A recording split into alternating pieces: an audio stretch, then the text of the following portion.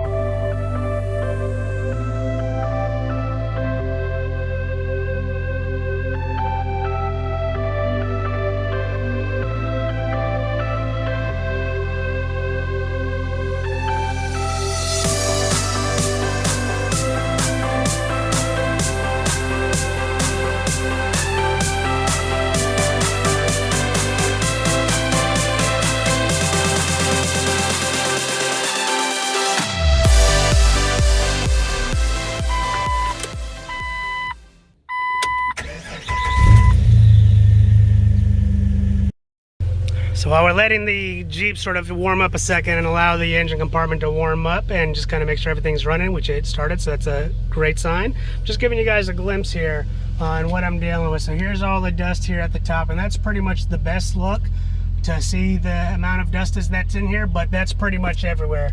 See if I can get a side view showing the dust here. I'll show you down here by the transmission shift and also the emergency brake.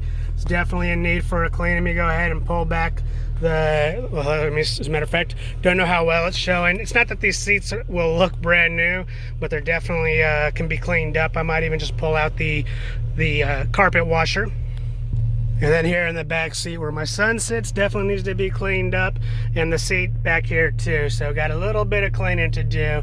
So we'll go ahead. Yeah, I think the carpet washer is the right thing, especially because I got some what appears to be some barbecue sauce back there, and we'll get that all picked up. I almost forgot. The one thing that I wanted to do also was put down a little preservation in here in the form of a penetrating oil. You'll see what I mean. First thing I need to do is go ahead and pick up all the loose water, the standing water, I should say, get that all sort of picked up, and then we'll come over and I'll show you what I'll do here in a second. So let me go ahead and clean this up.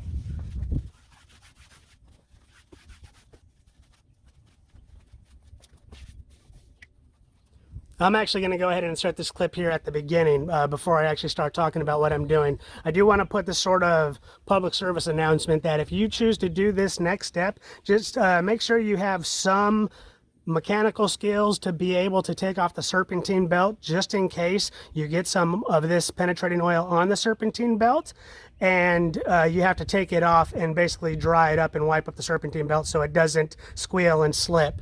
But if you feel comfortable doing that, all right, we're going to go ahead and send the next step. All right, the last step we're going to do is go ahead and spray this penetrating oil from Lucas all over. And the main purpose here, since I wheel out in the desert a lot, this kind of will keep everything not only shiny, but the main purpose is to kind of keep a thin layer of oil on everything to prevent it from drying out so fast. So really nothing to it but to do it here. I'm just going to spray everything down and then wipe up any residual. All right, let's send it.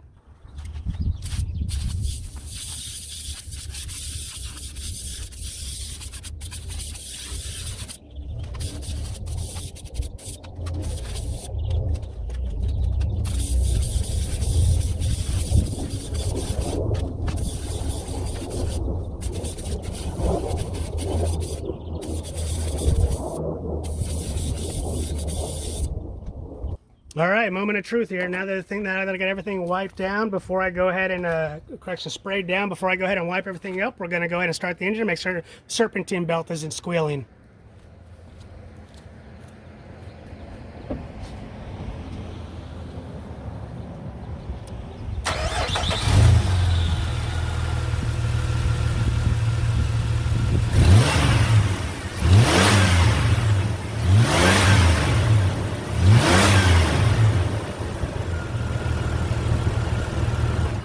All right, looks like we're good to go.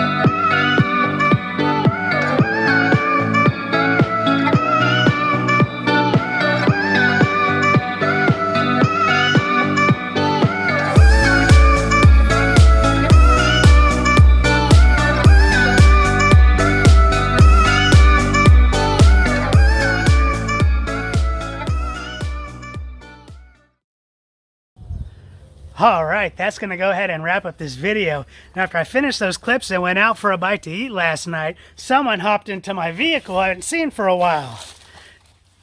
Death Wobble is back, and I'm in Death Wobble. For as many of you know, who have been Jeeping a lot longer than me, Death Wobble is not a welcomed visitor in the Jeep, and I'm gonna go ahead and embrace Death Wobble this time. And I'm gonna, I replaced the front track bar. Everything seemed like it was good, but I'm gonna go ahead and embrace Death Wobble and just try to figure out what actually is going on. And when I say basically what I'm saying is I'm not playing around. I've already turned it into the mechanics. Hopefully we get it back by this Friday.